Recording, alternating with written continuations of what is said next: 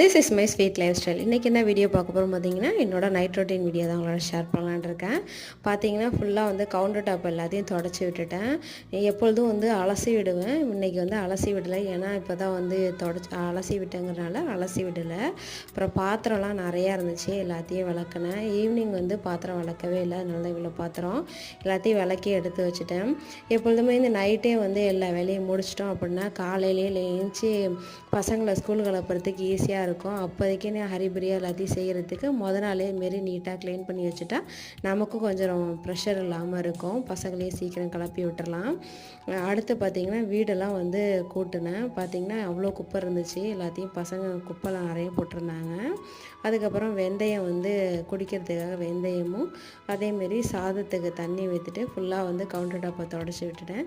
இன்றைக்கி இந்த வீடியோ தான் ஷேர் பண்ணியிருக்கேன். இந்த வீடியோ பிடிச்சா லைக் பண்ணுங்கள், ரொம்ப பிடிச்சா சப்ஸ்கிரைப் பண்ணுங்கள். தேங்க்ஸ் ஃபார் வாட்சிங்.